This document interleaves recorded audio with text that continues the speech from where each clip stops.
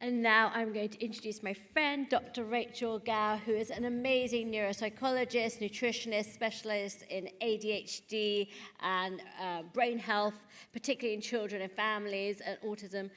She has a fantastic book, which was Smart Foods for the Brain, and I literally feel like I recommend it to it's for ADHD, I recommend it to at least half my patients. So I'm going to, without further ado, welcome to Rachel.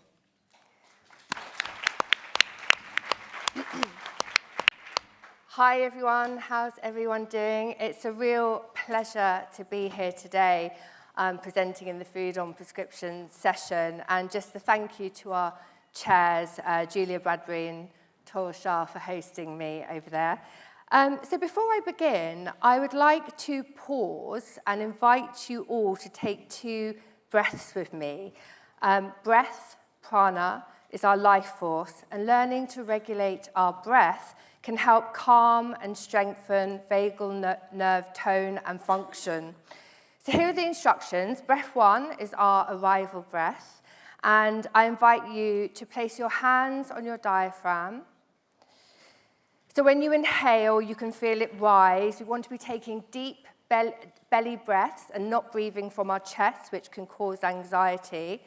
I'm going to count you all in, so not yet, but we'll gently inhale to the count of 7, hold for 4, and on the first exhale, I would like our jaws to open with an uninhibited sigh, okay?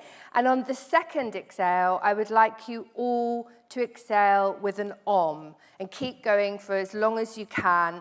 Humming an om is the primal sound of the universe. I'm sure you all know it vibrates through the body at different points. It helps promote slow, rhythmic breathing.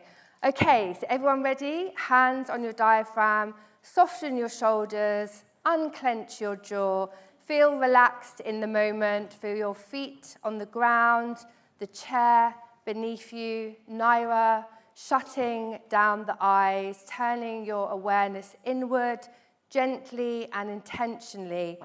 Let's begin. So in for 7, 2, 3, 4, 5, 6, 7, hold, 2, 3, 4, and sigh. Okay, breath 2. So again, gently inhale through the nose to the count of 7, hold for 4, and in the exhale, I'd like you to release with an om.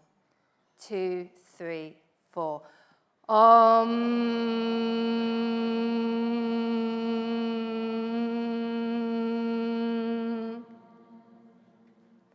Excellent. Let's begin.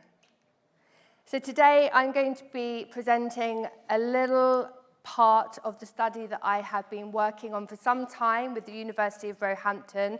It's a closer look at nutrition in ADHD and other neurodivergent related conditions. So a little bit about me. I am a child neuropsychologist. I trained in the Department of Child and Adolescent Psychiatry at the Institute of Psychiatry, King's College London, where I obtained my PhD in child neuropsychology. Then I hopped across the pond, quite literally, and spent 4 years in the section of nutritional neuroscience at the National Institutes of Health, where I conducted the world's first randomized, placebo-controlled clinical trial testing for the first time omega-3 fats in the brain activity of adults with ADHD. And it was a really nice transition because most of my work at King's had focused on the brain activity in children and adolescents with and without ADHD, so working with adults was just a lovely natural transition. I'm also a registered nutritionist under the category of science. I'm the author of Smart Foods for ADHD and Brain Health, which is available to buy, and I will be going over to the Chiltern bookstore later if anyone is interested in having me sign. I've also just completed studying again. I've just finished my PG CAP at St Mary's University in Twickenham, so I am soon to be qualified in teaching, as if 14 years study wasn't enough.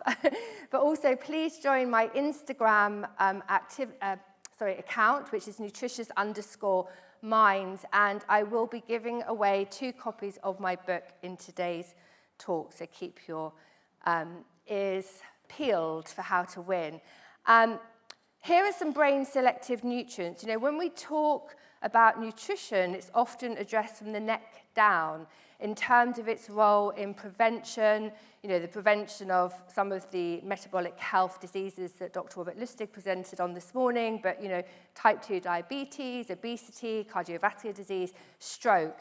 And there's little thought and attention given to the role of nutrients and specific brain-selective nutrients in the activity, function, and structure of the human brain. So I'm going to be talking a little bit more about that.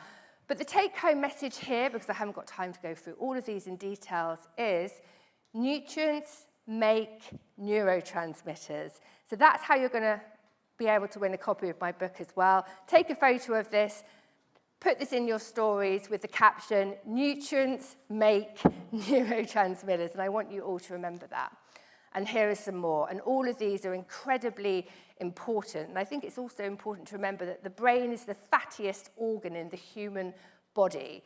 You know, around 60% of the non-aqueous weight of the adult brain is made up of these complex, specialized, and unique fats called lipids. And around 20% of all neuronal membranes are made up of a single omega-3 fat called docosahexaenoic acid, also known as DHA. So think about it like this. We have at least, you know, it's estimated that we have around 100 billion neurons in our brain. And each of these neurons is coated in a myelin sheath, which acts as an insulator to speed up cell signaling across our neuronal networks, making for faster and more efficient cell signaling. And we know through the work of people like Professor John Stein at the University of Oxford that inadequate omega-3 can lead to a slowing down of that cell signaling communication process in the brain. But more on that. So now to my paper. Literally, this was published 2 days ago, so I'm absolutely delighted. It's taken quite a while to get there. And this is really the outcome of my work with families in the UK. So for some time, I had a private clinic, and families would come to me, children often presenting with perhaps diagnosed but sometimes undiagnosed symptoms of ADHD or other neurodivergent related condition and symptoms. So I would conduct a full psychological screening, but I would also send them off for a blood draw to a private clinic in W1, and we would measure a whole range of how I've coined or termed brain-selective nutrients. So we would look at iron and iodine and selenium and magnesium and zinc and omega-3 fatty acids, and we would measure those to the recommended reference intakes.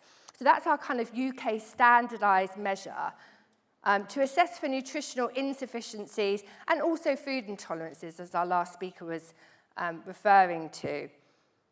So the role of nutrition in ADHD and other neurodivergent conditions is of growing public and research interest. However, as this slide says, there is still a clear gap in data findings, with few studies systemically measuring blood levels of key nutrients.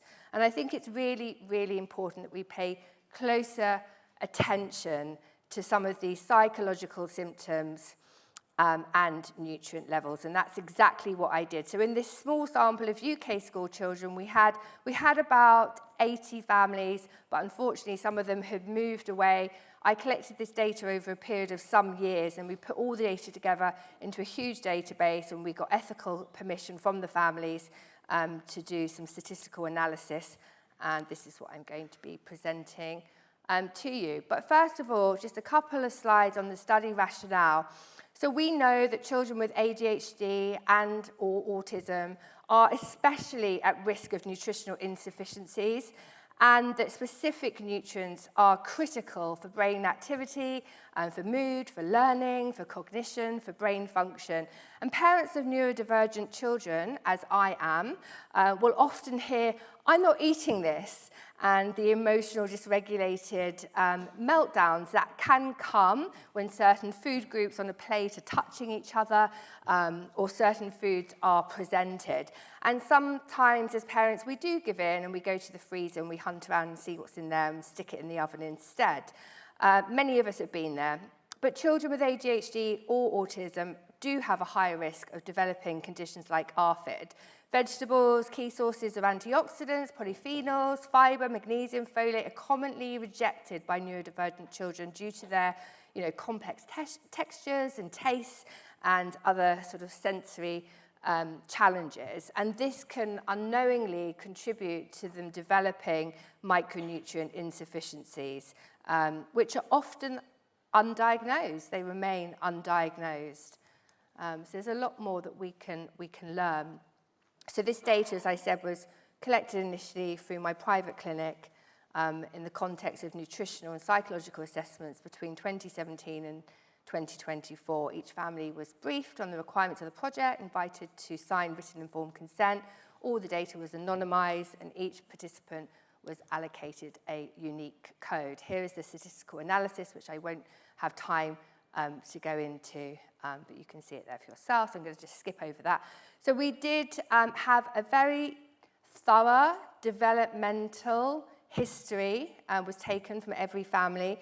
So we looked at how the child, first of all, whether or not they reached all their developmental milestones, of course, how was pregnancy, how was labour, all of that valuable information. The mode of delivery, was it C-section, were there complications during the delivery, and so on. And we also thoroughly screened them. We got copies of their reports if they were officially diagnosed, and so on. We also collected information on medications, supplements, whether or not they were fussy eating, their personal kind of food styles. We also carried out IQ tests. Around 30% of the group were taking psychostimulant medication, namely methylphenidate, but other kind of brands, Concerta, Ritalin, and so on. Some of the children were also taking supplements. Popular supplements included omega-3 fatty acids, multivitamins, vitamin D. But remember, it's not always what you eat, it's what you absorb. And for example, with omega-3s, there's a very complex biochemical pathway that helps us understand whether or not omega-3s are actually making that conversion from the head of the omega-3 family, alpha-linoleic acid, into EPA and DHA. We also carried out food intolerance testing. Around 38 participants undertook the food intolerance testing, and the data revealed that around 84% presented with food intolerances to cow's milk, which was very interesting, and around 87% to the category of other dairy.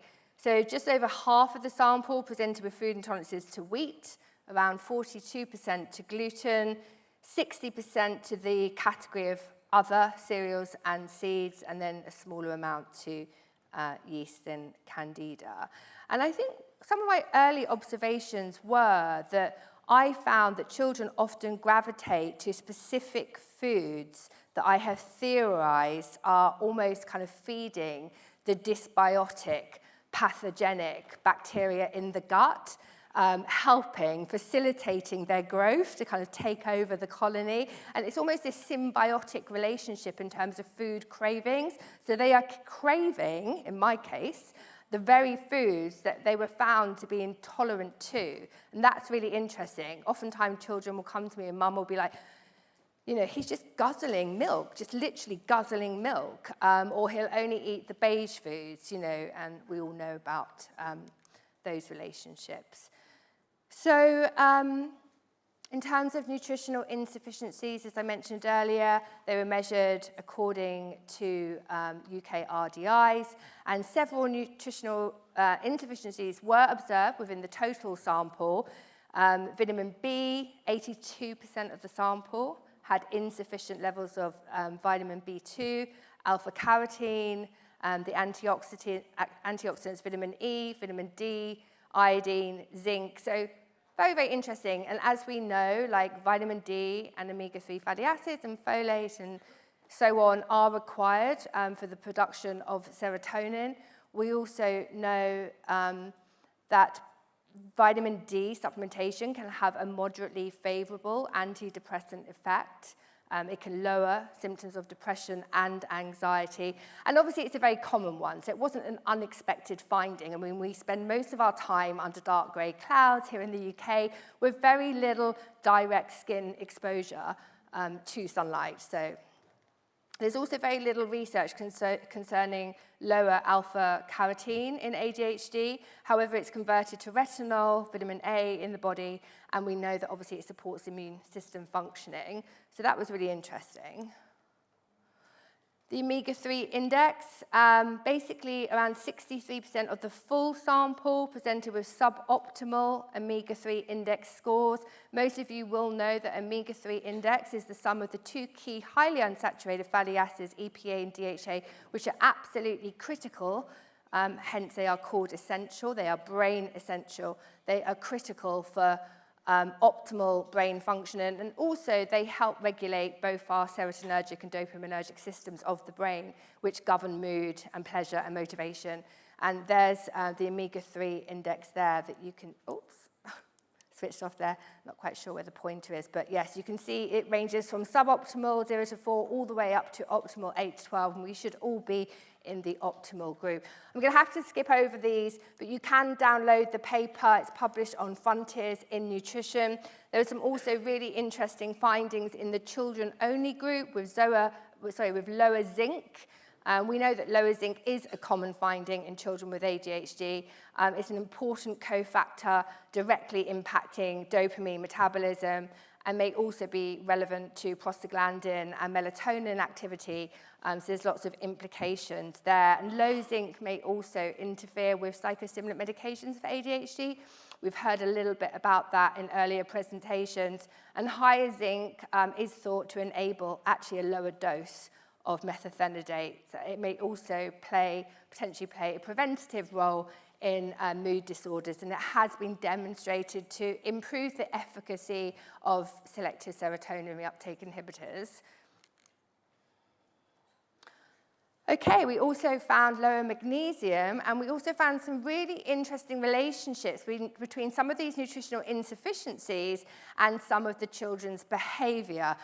Again, I haven't got time to go through all of these in detail, but I will just highlight a couple of the relationships that we found. So lower magnesium was significantly associated with disruptive behavior. So the lower the magnesium, the higher the disruptive behavior scores. We also found that low omega-3 was correlated with higher scores of learning and language disorder difficulties as well.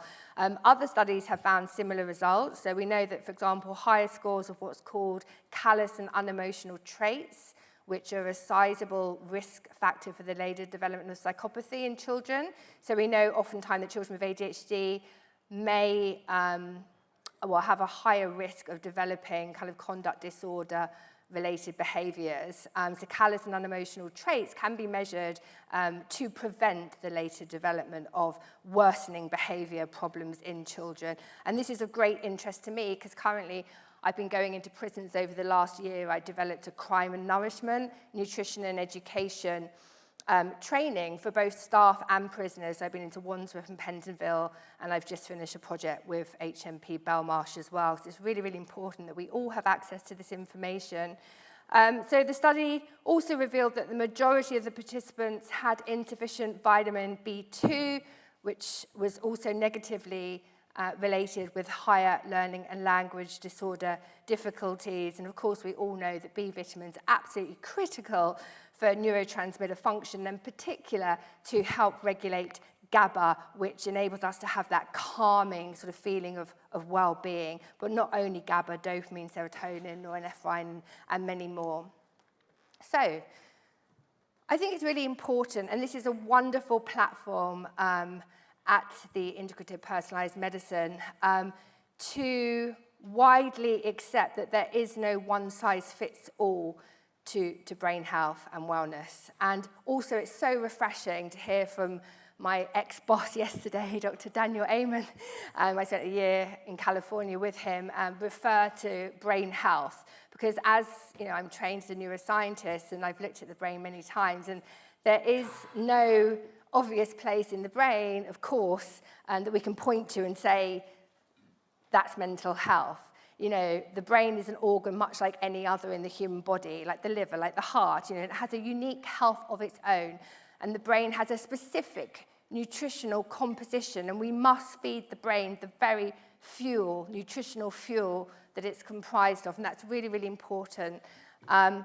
So, yes, we need to take a closer look at some of these relationships. There were some limitations. It was a very small sample size, but I'm going to be building on that database and also recruiting non-diagnosed control data as well, just to make that comparison. So I just want to thank you for your attention. I'm not sure if we've got time for any questions.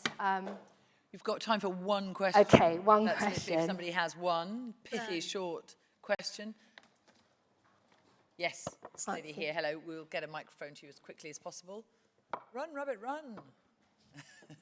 Take longer to get the mic to you. It's coming. Thank you. I'll take this opportunity to say thank you, Dr. Rachel, as well. So after the question, we can move on. Thank you. Hello. Hi, thank you so much for your presentation. I think it's always incredible how much food particularly can impact young people. I just wanted to kind of bring up the challenge around correcting the diet and nutritional deficiencies, because often neurodivergence runs in families. So you're not dealing with one child where you can plug it with expensive supplements, and it requires a whole family approach. Shift.